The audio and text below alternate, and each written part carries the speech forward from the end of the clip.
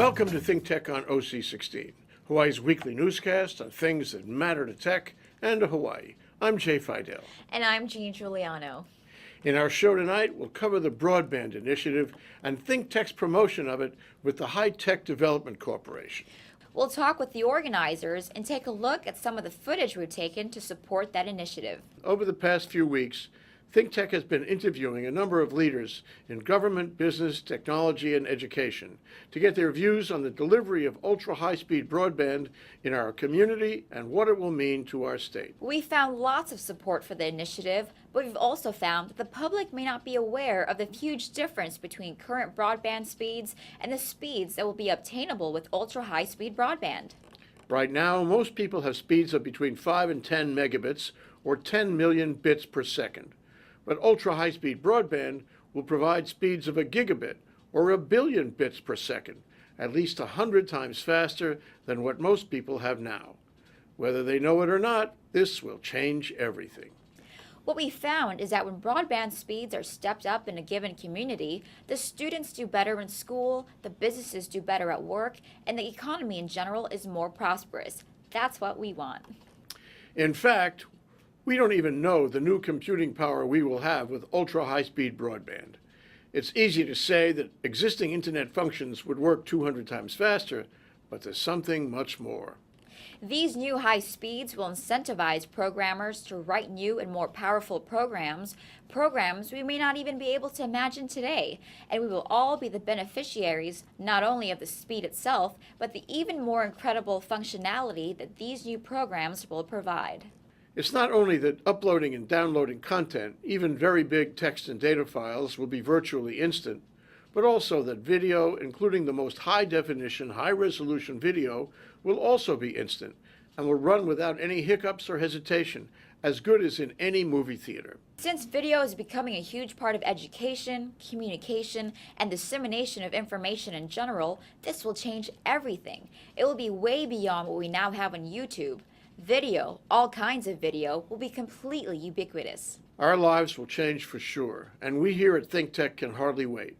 We're delighted to be working with the Hawaii Technology Development Corporation in doing interviews on the subject and in supporting the initiative. Ultimately, the interviews we are doing will be broadcast on network media to show people how important this is.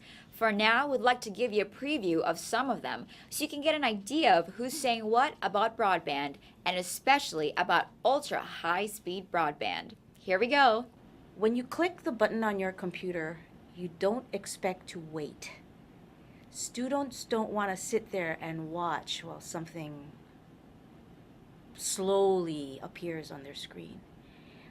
So the speed is a factor in accessing the information as well. The expectation of instantaneous response is here and now. I'm excited about it. You know, Hawaii is one of the few states that will have ultra-high-speed broadband to every school, every library, and every university campus. It gives us an opportunity to collaborate with libraries and higher education. It can make us more efficient. It can make learning more exciting. I think it's just, like I said, it's a game changer. It's like a road. I know people have used that a lot. You don't think about it until it's not there. I think it will have tremendous influence on both our economy and our quality of life. From the quality of life perspective, I think education, social services, healthcare will be advanced remarkably. The ability of people to stay in their home for longer because they're able to get care at home and stay with their families will be immense. Economically, I think the drivers will be, education is the best investment to drive the economy. So I think helping more of our, not just our kids, but our citizens get the education they need where they are without having to displace themselves to get to a school or campus and do it at the time and in a manner that fits their lifestyle, they'll be able to make those contributions back to their communities and our economy. I also think if we were able to pull this off as a state, that we could become that sort of mythical economic engine that we've talked about in so many ways over so many years, that this could be a place where people come to develop the applications that will be the underpinnings of the new economy throughout the rest of the world, certainly where they are investing in this technology as their critical social infrastructure. I think it opens up the opportunity for more and more people to be engaged in creative process and content production, understanding the world and telling stories about the world.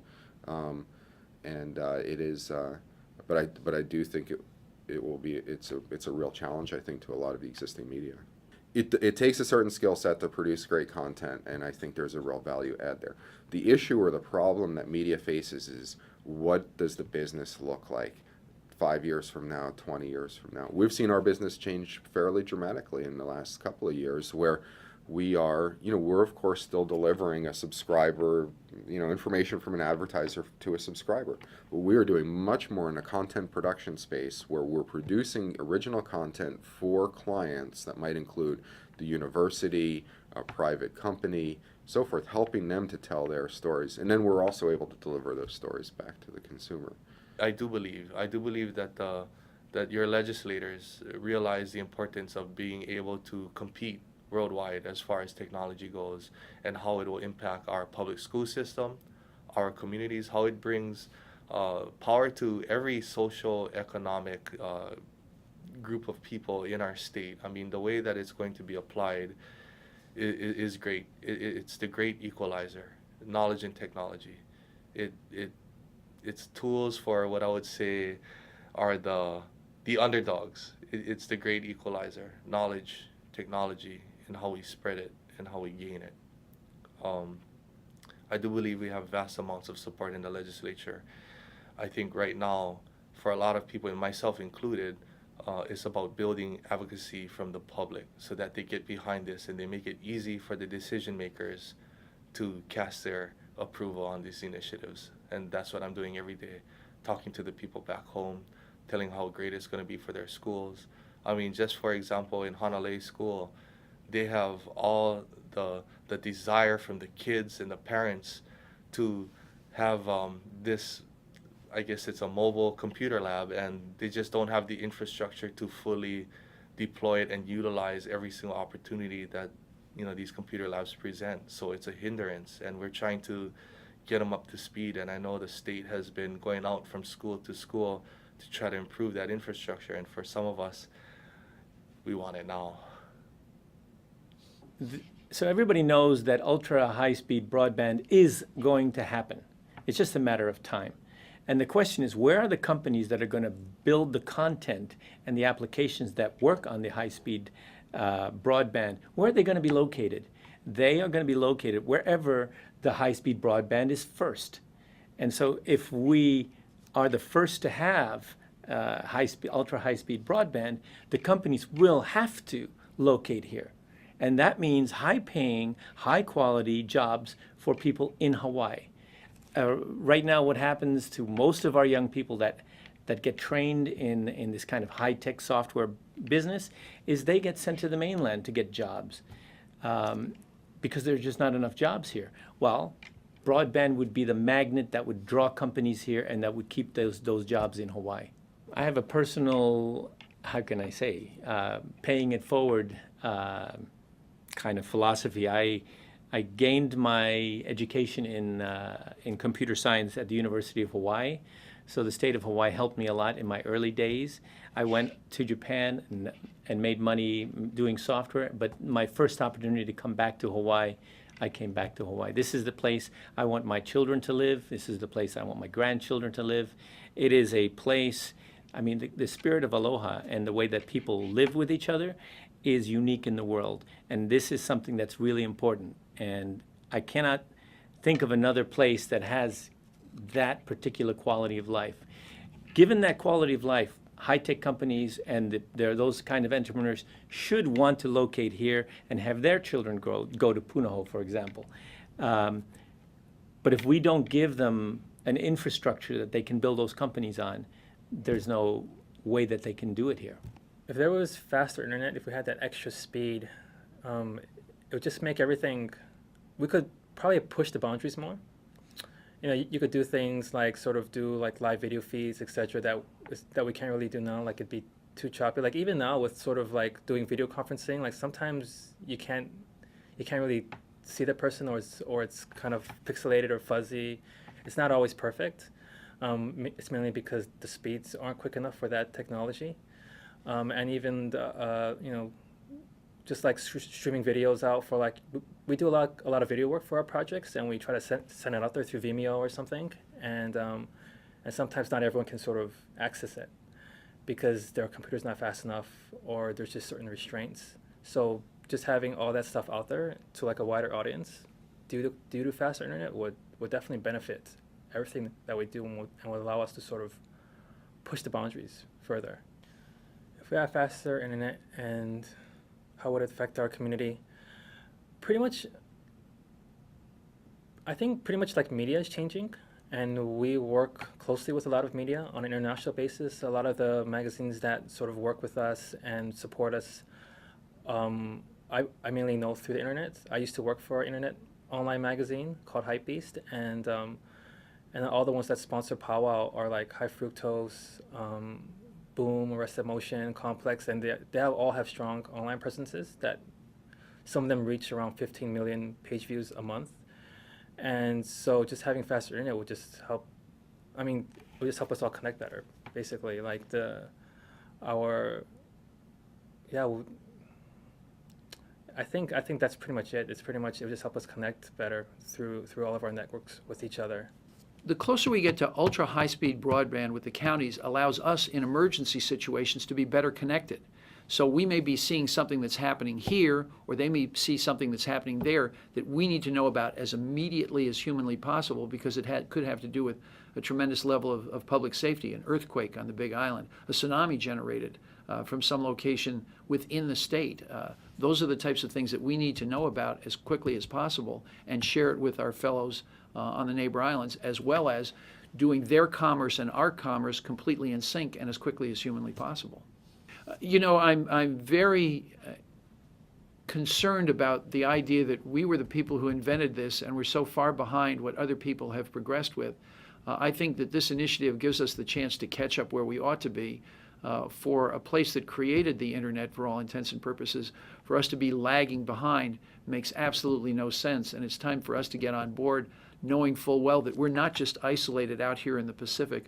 We are a global city with global ambitions, and essentially need to have global connections that are as quick as humanly possible. So my feeling is this is good for commerce, it's good for diplomacy, it's good for safety. Hawaii Broadband is a key at the top initiative, a flagship initiative that has to succeed for Hawaii. So we need everyone in Hawaii to work together to make this thing happen. And so that's what I'm working on. And so every day that I come in, I see what's possible. In my previous jobs, I've seen what can be done, and I think some of the administration, from the White House perspective as well, has come up with this concept that in America, to be competitive in the 21st century, we have to invest in broadband initiatives and go to the most rural communities to go into something so that everyone is part of the information age. I also did some work with Native Americans, and the same thing, and that's what's the promise of America. We are an innovation nation, and we have to keep this thing going. And why can't Hawaii be at the front line? If you take a look at the other countries around the Pacific, Korea has suddenly come to the fore. They have a big investment in broadband and education. So other countries are doing the same adoption. Singapore is another one, and so Hawaii, this is our opportunity to really get to the forefront. And I think Governor Abercrombie and administration, great opportunity here. Also mentioned David Lassner as a grant that is doing from the University of Hawaii. They're also working on this. So I think it's a tremendous opportunity for all of us to really make this thing happen. Ultra speed is critical to this state. It's critical to education. For the students that we reach out to in the communities, they need to know the stories of the world. We often don't get to travel the world, and so that's how we know our world. That's how we become a global citizen. That's how we know the potential and the opportunities out there. So for us as an educator at Kamehameha, it's everything to us. Distance learning is something that's already on our table, and we're pushing it forward as far as we can go. And we're working not only within our campuses, but also within the Department of Education, because that's where most children are schooled today in Hawaii. And if they don't have the same level of access to the world as others do, then they will fall farther behind. So that's what's important to us at Kamehameha. But in addition to that, Kamehameha is at cutting edge of understanding about how to steward lands, conservation, preservation, which is something that's important to all of us in the world. We're now exchanging notes with other countries about the best stewardship techniques. Wouldn't that be fabulous if we could do that in person across this ultra-speed broadband, not only with the information, but also the relationships formed? It's quite amazing. Music is sound, but music is also images. So the audio and video go hand in hand. And so real-time audio-video synchronization is absolutely paramount importance. And as of today, there's always a very, very slight lag between the sonic experience and the visual experience. Most people would not maybe notice that. But as a professional musicians who've been, training for over 20 years, maybe 30, you can notice those things, and it kind of affect your judgment quite a bit. So a ultra high-speed broadband means much better quality, much better synchronization of the audio and video aspects. Music is essentially communications amongst humans. And with an orchestra, we have all the colors of what humans can convey.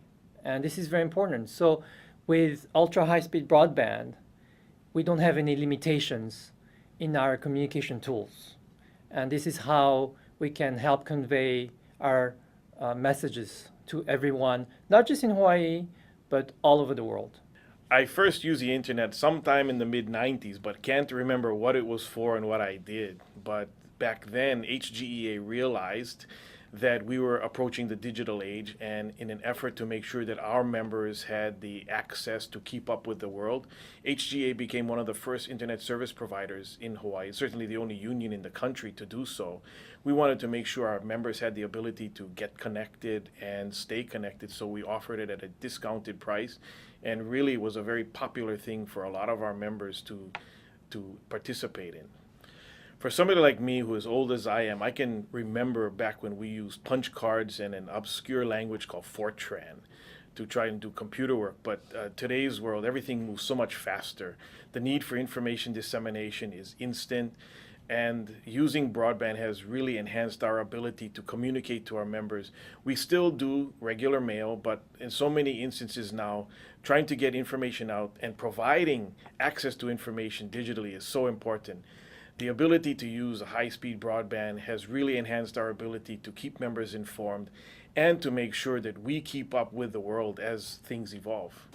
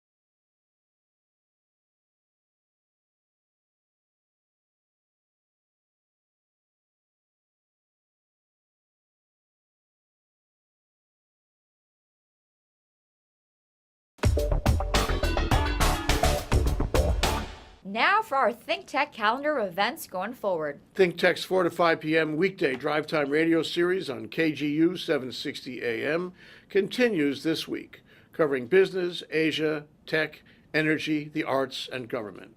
Tune in to 760 AM every weekday at 4 p.m.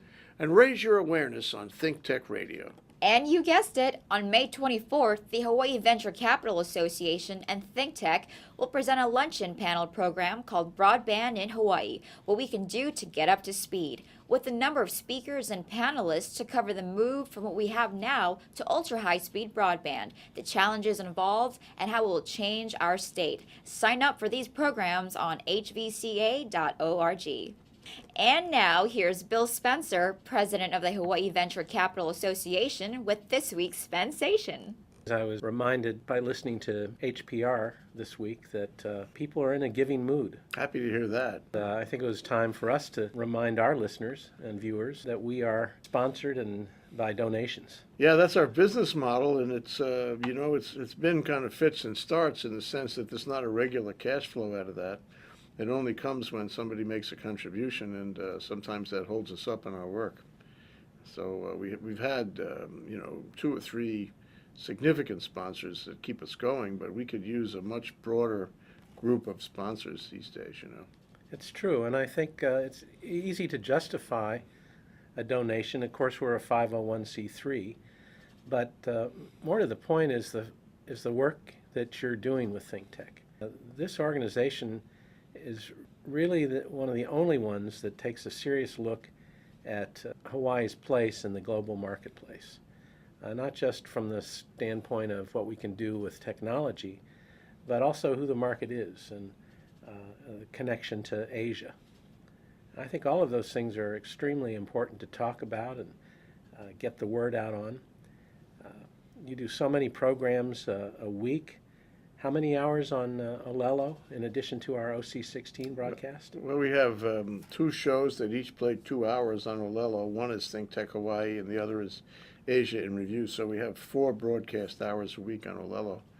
And then we have the OC16 show, which is half an hour, but it plays 7 times a week. So that's another 3 hours. And then you've got radio programs. We've got radio that's on Monday through Friday, every day, 4 to 5 p.m. on KGU. We're generating a lot of content, That's right. Not to mention a stellar column in the Star Advertiser. Yeah, we're writing every that couple now. weeks. We write that late at night. Yes, well, that's where the best work gets done, right? Not to mention special projects like the one you're doing for the High Tech Development Corp. Yeah, we're working with the High Tech Development Corp on the Broadband initiative, which is really a labor of love. And that's an everyday project. We've had some amazing interviews of some amazing people who have amazing things to say, and it's really a treat to be able to talk to them. And we're going to do outer islands on that. We're visiting 3 neighbor islands: Maui, Kauai, and the Big Island, to find out what people have to say about broadband on those islands. Well, you're not only doing this broadband program, but I think ThinkTech tries to cover the whole state. We're not just Honolulu-centric, but we do track what's going on in the neighbor islands.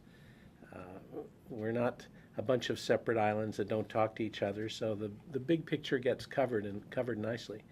And don't forget the programs that we do together with Hawaii Venture Capital Association. How could I forget? Those are really high points. It may be, in lieu of a television audience, it may be only 150, 200 people who show up, but it's a crucible, and the discussions are really good, really intense, and we've managed to find a recipe where things actually happen in the crucible. That's right. So then we bring together professionals, entrepreneurs, investors, and they can network and engage in some really interesting topics like our program on rail, the program on Kaka'ako. We do a lot of good programs, and of course those get rebroadcast as well. Yeah. So it really is a seamless kind of experience from one end of the media spectrum to the other, and it's all on a shoestring. So what does the future hold? If we can get the kind of sponsorship and donations and support that we need, what do you foresee as the next level for ThinkTech? Well, I think it would be an increase on 3 areas. Vertically, we could do better work. We could have, we have a lot of great ideas about how to improve the quality of our product. So vertically, that would.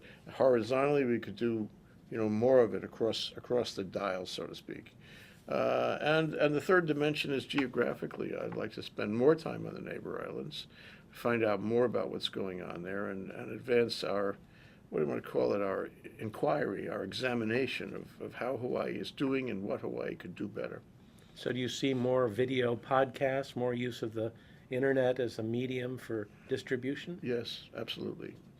We're just working on software that will let us do more streaming, live streaming on the net, and make us allow us to do a more immediate, production of video content with a, switching mechanism, software switching. We're very happy to have found a cheap solution to that problem. But we do a lot more. We really do need some more serious bucks, though. So how can somebody support us, Jay? Easy. Just go on thinktechhawaii.com and there's a donate button. Push the button. It's really simple. And the rest takes care of itself. The rest takes care of itself. But it would be nice if people who, make nice comments and like our stuff and agree with our approach to things, or at least appreciate our approach to things, if they would push the button. And of course, again, it's tax deductible. We're a Yeah, 501c3. We're a 501c3, been a 501c3 for 10 years, more than 10 years, and it's absolutely tax deductible. We are an educational organization trying to educate and raise public awareness about the importance of technology and these other issues to the future of Hawaii and to the economy of Hawaii. It's a noble cause. It's a great job you do, Jay. Thank you, Bill. Thank you for your help on all of this. My pleasure. Appreciate it. All right. Aloha. We'll be right back to wrap up this week's edition of ThinkTech, but first we want to thank our underwriters. Thanks to the Shidler Family Foundation, which supports a number of educational, cultural, and charitable organizations, including ThinkTech. Hawaiian Electric Company and its affiliates, MECO on Maui and Helco on the Big Island, are deeply committed to the communities they serve. Galen Ho is the Senior Executive of BAE Systems, a global defense, security, and aerospace company, and CEO of CBI Polymers, a tech company in Hawaii. Okay, Gene, that wraps up this week's edition of ThinkTech. Remember, you can watch ThinkTech on OC16 several times every week. Can't get enough of it, just like Gene does. For additional times, check out oc16.tv. You bet, Jay. For lots more ThinkTech videos and for underwriting and sponsorship opportunities on ThinkTech on OC16, visit thinktechhawaii.com. Be a sponsor or a volunteer and help us reach Hawaii. I'm Jay Fidell. Thanks so much for joining us on ThinkTech. I'm Jean Juliano. Aloha, everyone.